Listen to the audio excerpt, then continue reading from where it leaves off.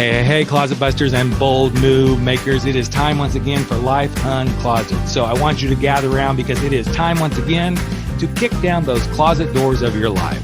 We're here to escape our BS, explore our fears, and elevate our self-expression. I'm your host, Rick Clemens. I'm the bold move expert and that coming out guy who's going to take you to the party, the pulpit, the wake, and back to the party of living your life uncloseted. So come on along with me and grab hold of yourself and get ready to step out, step up, and step into facing your fears, making your bold moves, and living life without apologies. Now let's get to the show. Hey, closet dwellers and bold move makers. It's time once again for Life Uncloseted. I'm your host, Rick Clemens, and today we're going to go a little bit deeper. We're going to go deeper into a lot of things, but mostly we're going to go put on our dancing shoes and go a little bit deeper in love and start looking at things through a slightly different perspective. And I've got the pleasure of speaking with an amazing artist that's really doing some cool stuff. Her name is Kendra Erika. She just released a new song called A Deeper Love. And here's the thing. She's sending a little bit of a message to her own millennials and a few of us about spreading ourselves too thin, searching for approval, all this sort of stuff that we get on validation from social media. And she really wants us to start looking at things deeper so that we can all be a little bit better humans, no matter what that looks like. So I can't wait to have this conversation. This is the first time this young lady and I have met and talked, but I have listened to her music, and I can tell you I'm loving it. And I'm really excited to have you here on the show, Kendra. So thanks for joining me. Of course. I can't wait to, dive into this subject. Right. That's so cool. That's so cool. So let's really talk about this subject because, when your publicist sent me this stuff, I was like, yes, this is pretty right up my alley of like, let's really go unravel some stuff. Let's unwrap this thing. And, I'm so glad to hear somebody of your own generation saying, I think we're kind of like wrapping ourselves up in this too much approval stuff, folks, and waiting for the next big social media thing to happen. So what got you thinking in that direction? I mean, I know you're a performer and everything, but what have you seen through your own lens of life that got you thinking, something's got to change? Well, I've always had an intuitive, grasp on things, and I just see things, like you said, through a different lens, and I see things for what they are, even if I might not like what I'm seeing. It's the truth, and I don't like dwell on it. I just try to find solutions, and my solution was to, really enlighten people on the fact that we are spreading ourselves too thin, and even when we're together with people that truly matter and that have like valued our growth and everything like that, we tend to, sort of put that off to the side, and then we put our focus on, matters not of the heart anymore. Mm-hmm. It's matter of the approval and the external validation.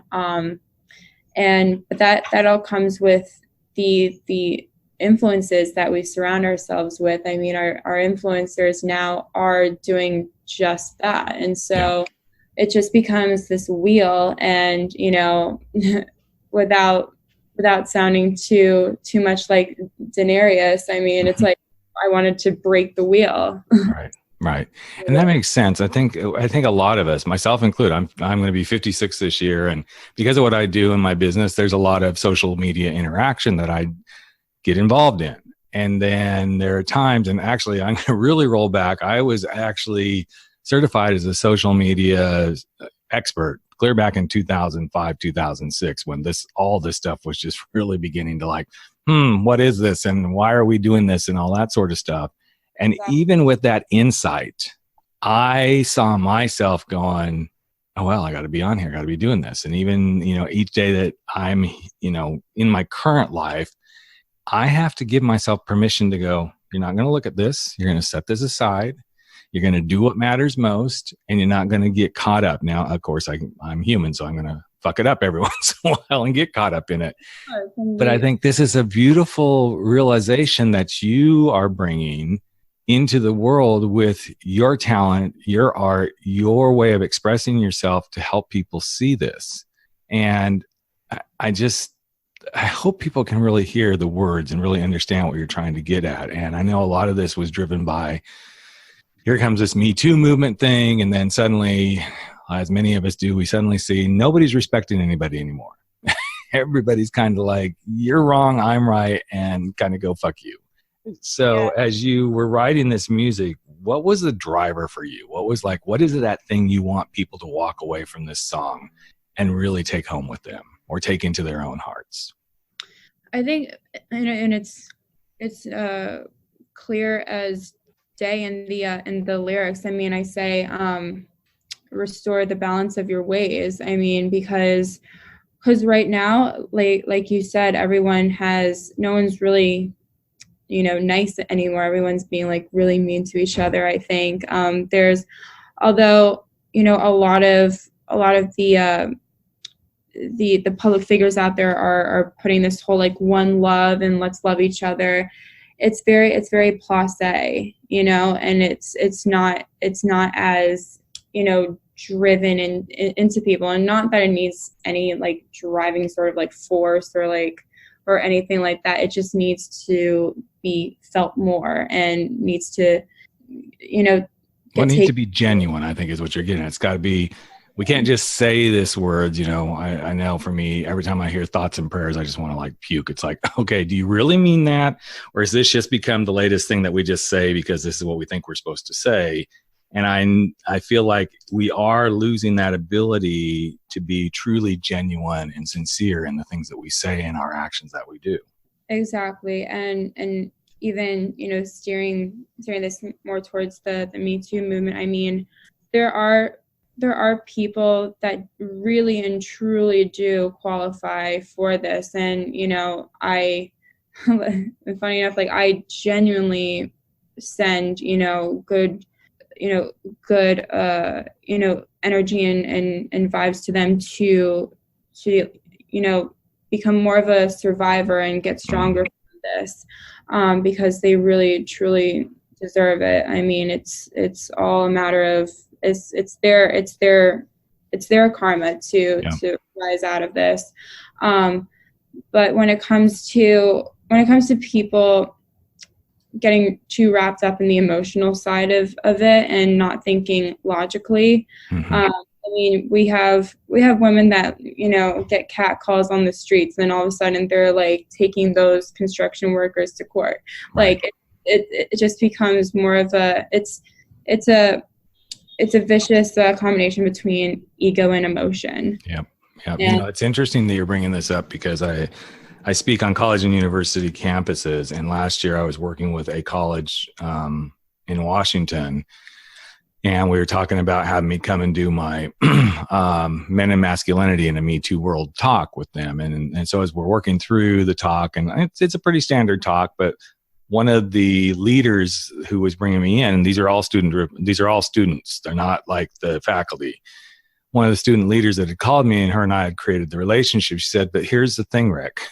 I just want to make sure that when you do your talk and you do some of the training stuff and you give us the tools, that you make it really clear that we're on the guy's side too, because this isn't all guys. This isn't every man's a piece of shit.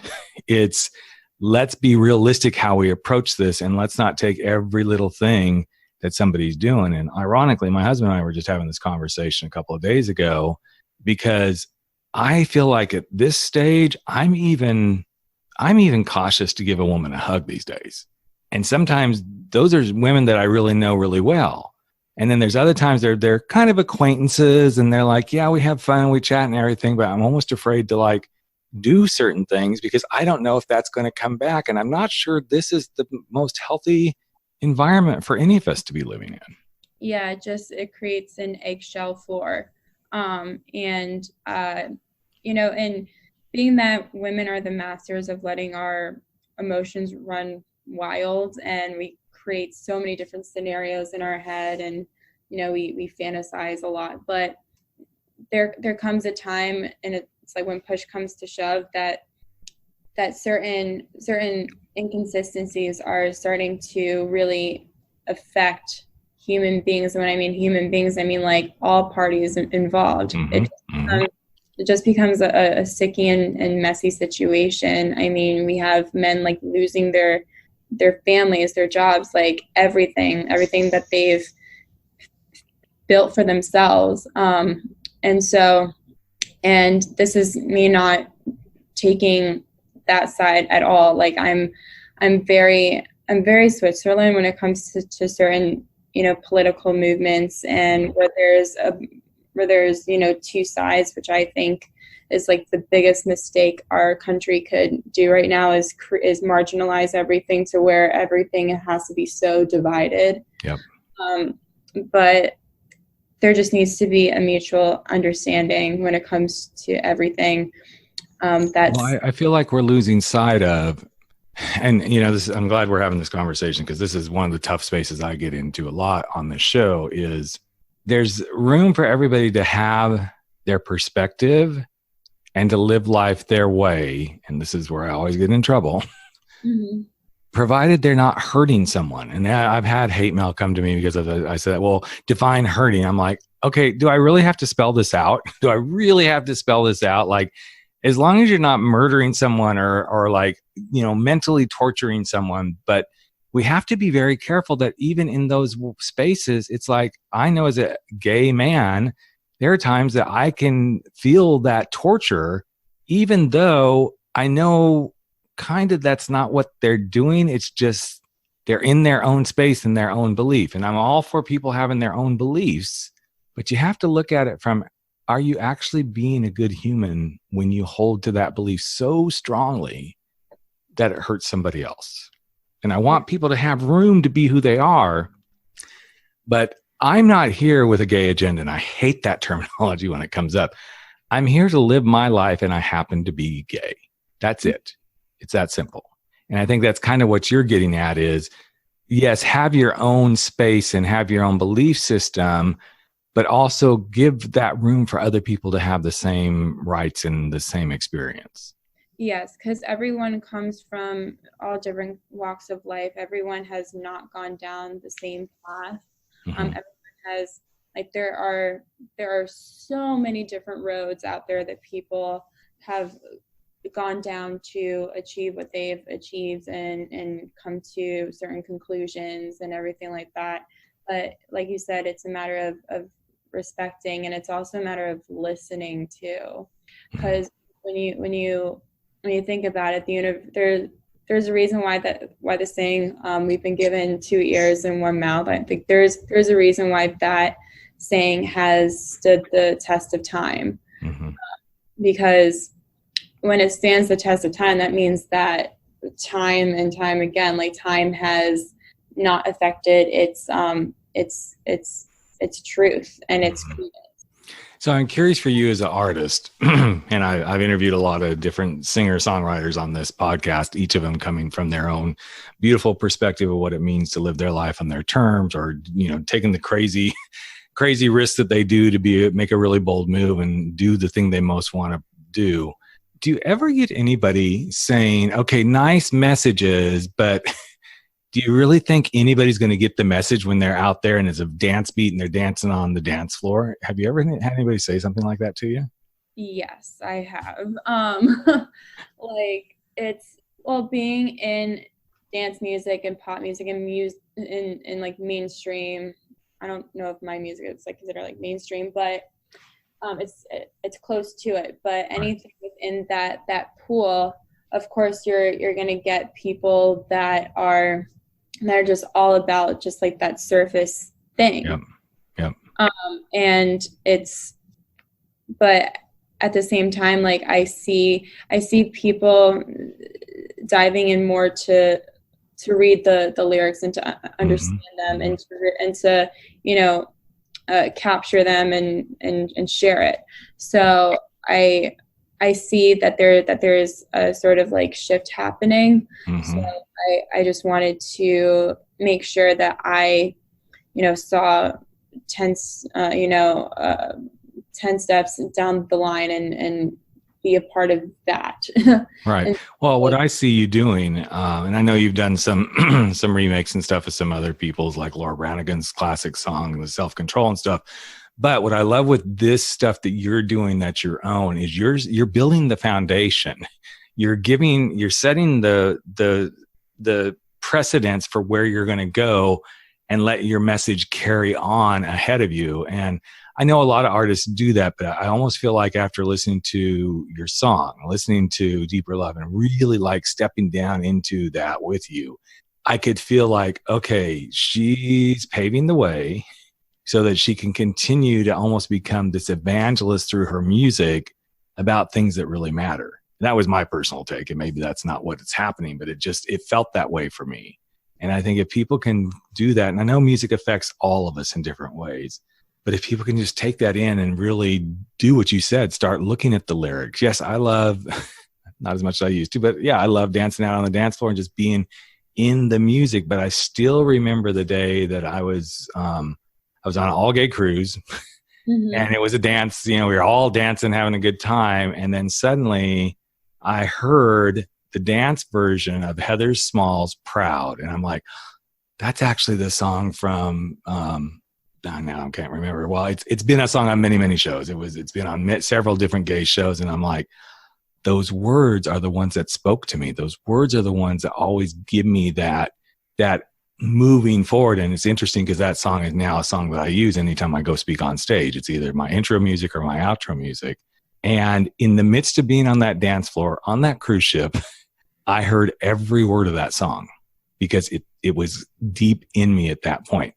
Prior to that, I just loved the song. I loved the beat. And then suddenly it was so weird. I was surrounded by a couple of thousand gay men dancing on the top deck of a ship. I actually heard the words, and it was just really interesting. Level. Yeah. So where do you go from here? I know so just so you all know, we had a little conversation about this before we got on the podcast and we're airing it. And I'm like, so, where are we going? Because we're pre-recording this and, this is going to come out for a couple of months. But when I'm asking where you go from here, I know your life's kind of crazy and you're just like, okay, I'm just doing day to day right now to figure it out. But if you could really say, here's where I want to see myself go from here, what would be that little magic wand you would wave and what would it look like? Well, I've always enjoyed traveling and doing what I love while traveling because I feel like I said, I feel more that there's momentum being generated. Mm-hmm.